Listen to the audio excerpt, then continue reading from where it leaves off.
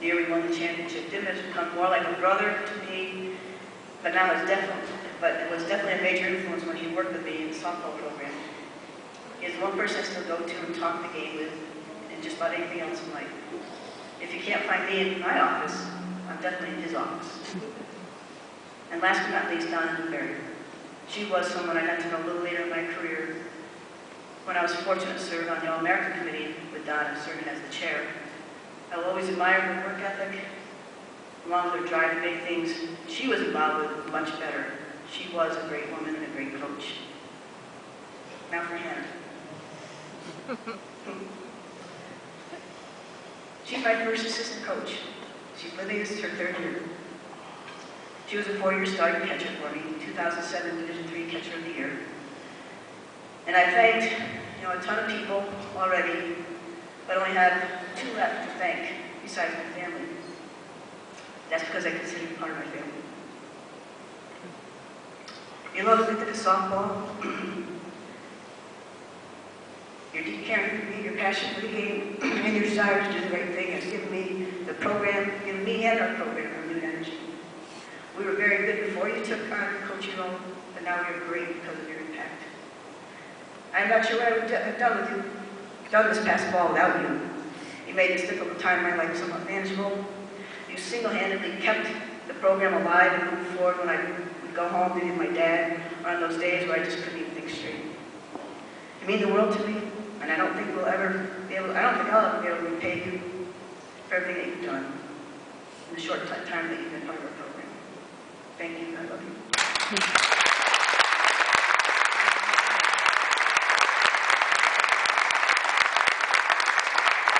Julie, you are my pillar of strength.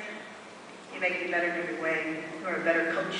You make me a better coach and a better person. You are such an important part of my life. I love you and you are ready. I love how you're ready to try anything and do everything. Thank you and I love you.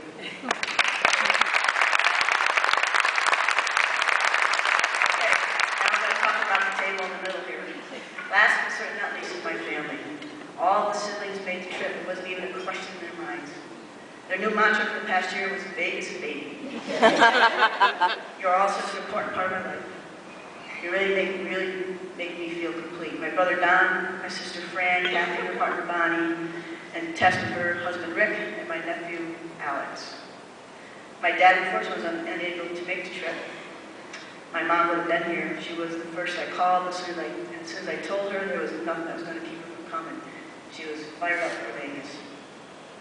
To my brothers and sisters, growing up was a blast for me. We played, we argued, we fought. It was fun. But at the end of the day, we always had each other. My brother, Don, sitting right there, wanted a baby brother when I was born. So he had to improvise on the spot. So I became his baby brother, and he taught me to play everything. My mom got a little concerned one day when he came home from phys ed class and practiced his wrestling moves. But my brother also taught me a few valuable lessons as I grew up, or skills, actually. One was a survival tactic, and the other was learning how to fend for myself and accepting all consequences that may follow. So there's a 4-year difference between me and my brother. We were playing outside. He was in charge, and I was 4, because we were at the first house we lived in. So he was 8, and I had to pee badly. But he did not want to go home. He didn't want to take me home. So he taught me a great survival skill, how to pee outside.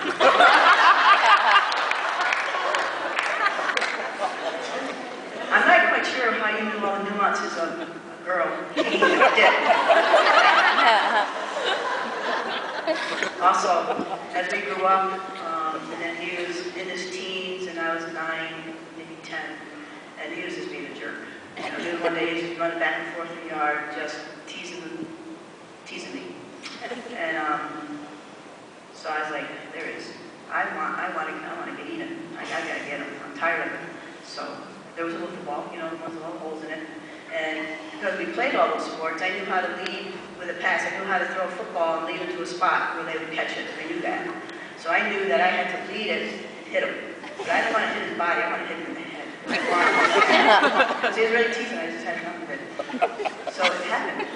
I threw it, crushed him in the head. Perfect. Message sent. I just got off the swing right up the stairs into my room because I knew that's what that was. The consequences were great. My sister, Frances, she was such a talent. She's a mezzo-soprano. She's performed in the New York City Opera, as well as other companies.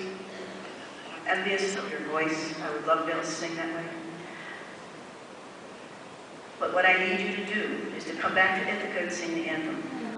Yeah. These people know it. Players don't.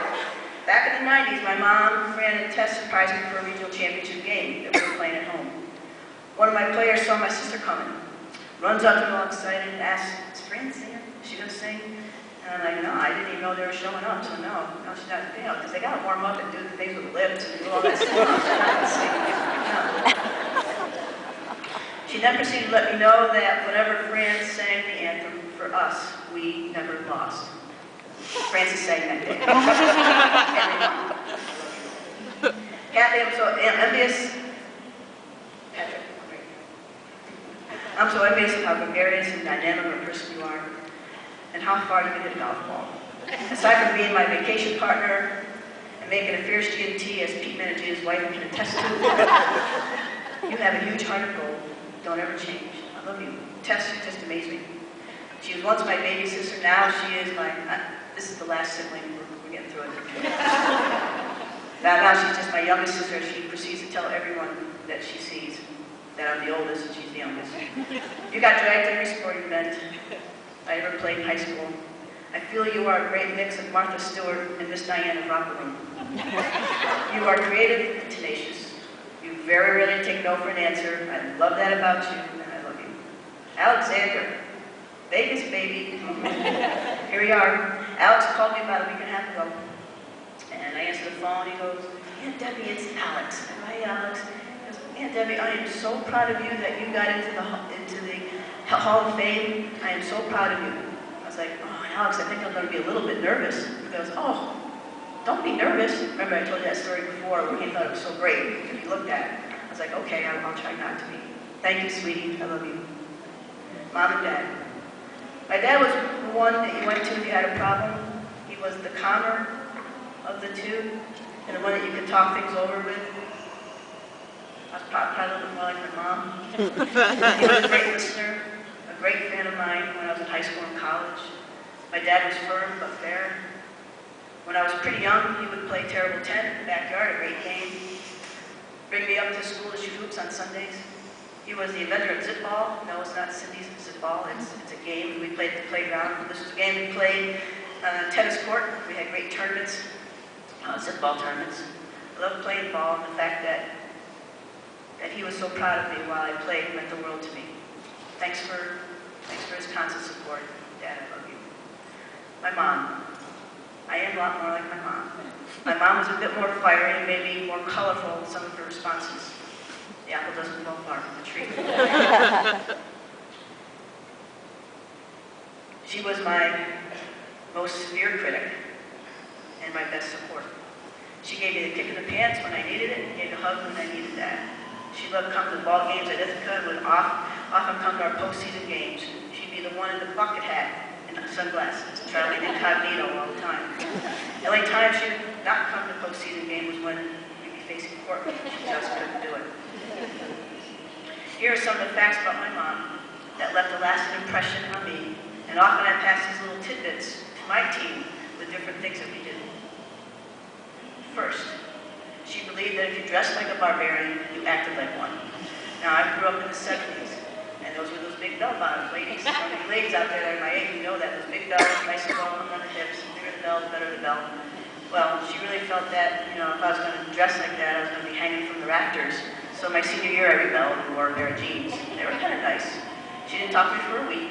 She got over it, and we moved forward. And now our kids, they made reference to it. They have to be dressed well and look good. Rules must be followed, especially on the golf course or at curves. She's a member of curves, and she would come home and talk to me. She's like, "Dad, there's a routine you have to follow, and you have to get through it. So why are these people talking in between the machines?"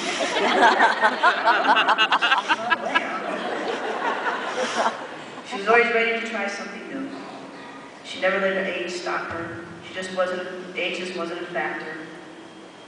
She lived for her grandchildren and was extremely proud of every one of her own children. I would like to leave you with a poem written by George Bernard Shaw. It was my mom's attitude toward life. It should be something we all think about for our association in our lives.